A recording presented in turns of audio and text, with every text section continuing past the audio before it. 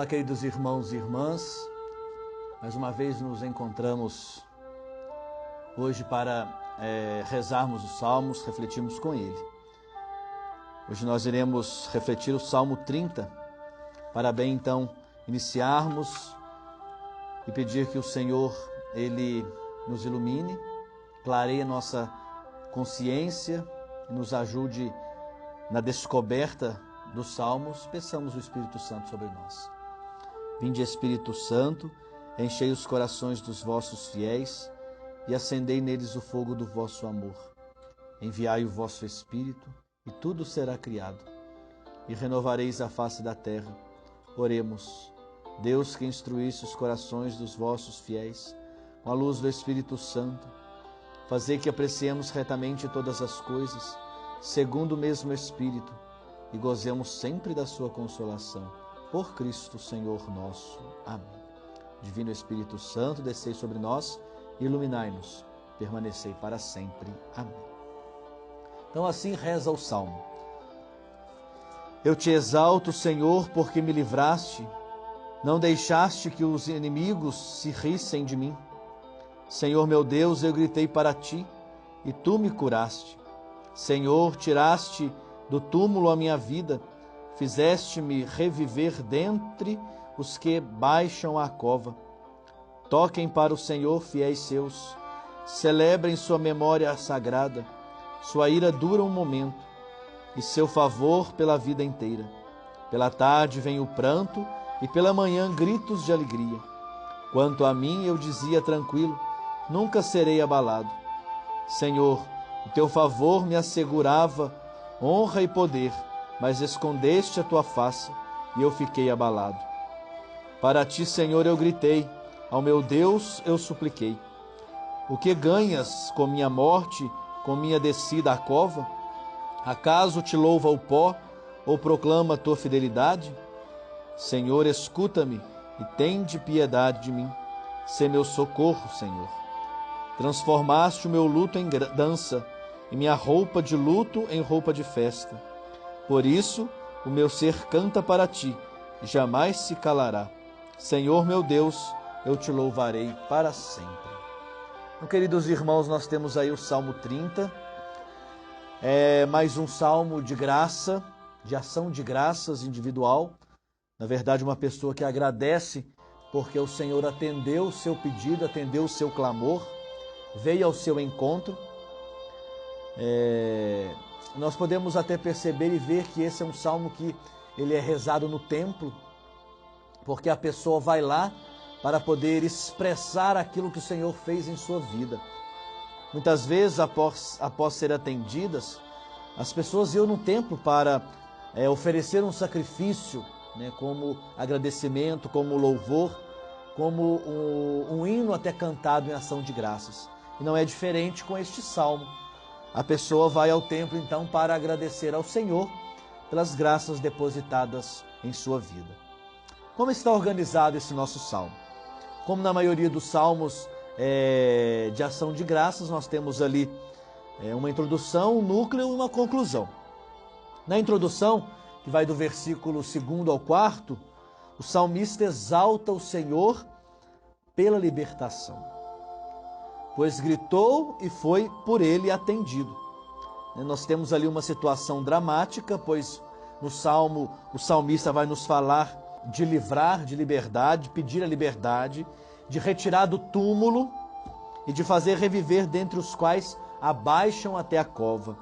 Então nós temos aí uma situação dramática que vive o salmista e que clama ao Senhor para que o liberte. No núcleo, que vai do versículo 5 ao 11, o salmista se dirige aos fiéis no templo. Então agora, nesse momento, ele está no templo, contando a sua experiência, como ele fez com o Senhor. O Senhor veio ao seu clamor, ouviu a sua voz, ele fez uma experiência bonita com o Senhor, então ele vai ao templo, além de ir agradecer, fazer o sacrifício, ele foi falar da sua experiência para os demais. Ele clamou então ao Senhor, até jogando duro com Deus, né? Põe Deus à prova, como diz assim, né? Contra a parede, vai dizer: se eu morrer, Você pede um aliado e sua fama se acaba. Se você não me atender, meus inimigos vão dizer que você não existe. Então ele joga duro com Deus, né? O Senhor, então, ouvindo esse argumento, o clamor, o pedido de seu coração, atende e o cura. E na conclusão, então, nós temos o versículo 12 e 13, a pessoa curada, então, liberta de tudo isso, promete transformar a própria vida numa ação de graças contínua. Será por toda a vida agora, a pessoa vai louvar ao Senhor pelos benefícios que Ele concedeu a ela. Não se contenta somente em oferecer um sacrifício no templo, né? As pessoas iam no templo para oferecer um sacrifício agradável, né, por aquilo que aconteceu. Então ele não se contenta somente em oferecer um sacrifício. Então ele compromete que a vida dela será sempre um louvor sem fim. Para sempre será um louvor à sua vida. Por que então surgiu esse salmo? Como surgiu esse salmo? Então nós já lemos e já conversamos que fala de uma superação de um conflito, na verdade um terrível conflito. Encontramos muitas referências ali ao conflito de vida e morte, libertação e inimigos, né? Tirar da cova, descer à cova, né? O que teria então acontecido para chegar a isso? A pessoa vivia então numa situação tranquila, tinha as honras, o poder, a glória, né? Não era uma pessoa pobre, era uma pessoa rica. Imaginava que essa situação tranquila, sem abalo, sem dificuldade, né, com honras, com riquezas, fosse prêmio de Deus, né?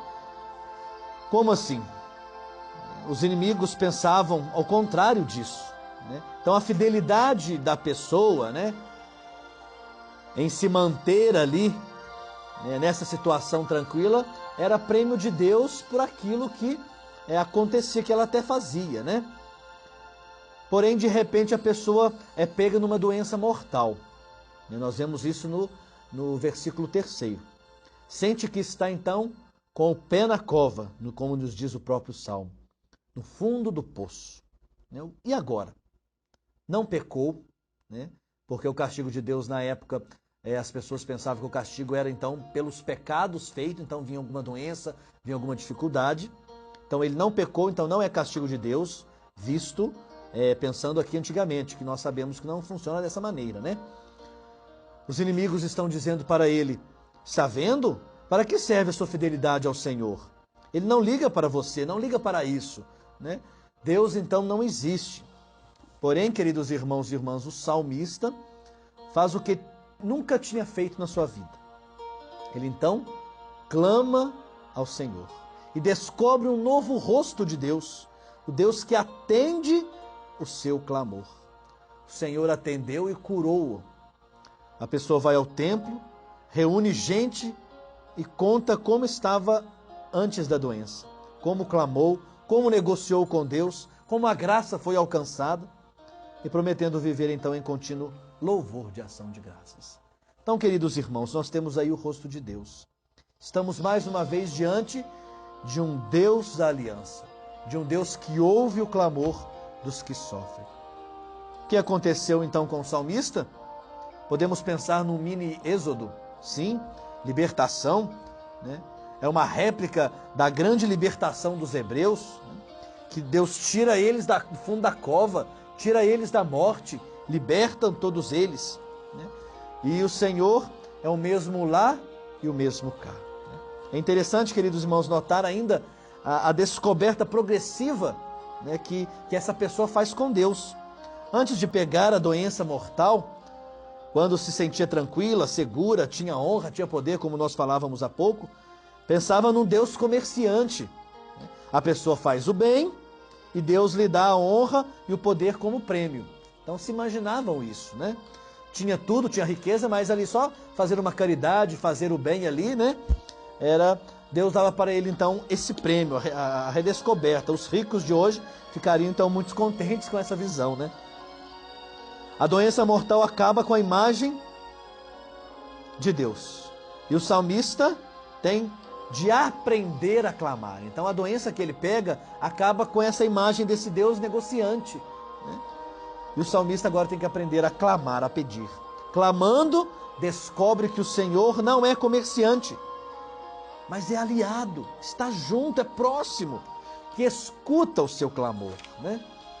E em terceiro lugar, queridos irmãos e irmãs, ao invés de agradecer com um sacrifício, como era costume, coisa que lhe custava muito pouco, porque era rico, resolve viver em total louvor pela vida inteira. Né? Você viu como é que houve uma transformação mesmo da pessoa, né?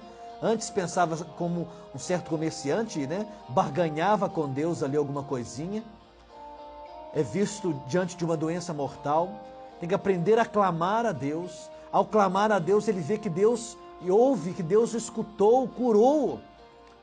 Ele vai ao templo apresentar, mostrar para as pessoas a graça da sua vida, da sua cura, da sua libertação, e não se contenta em somente ali ofertar um sacrifício. Até que era pouco para ele, porque era rico, mas não, ele se compromete com a vida inteira, que a sua vida será um grande louvor a Deus, né? Descobre aí uma das mais belas formas de se relacionar com Deus. Sua vida é um contínuo louvor ao Deus que é parceiro, que é aliado, que se compraz com as pessoas. E nós vemos isso em Jesus, a presença do Senhor junto aos que clamam. Jesus está sempre próximo àqueles que clamam, né?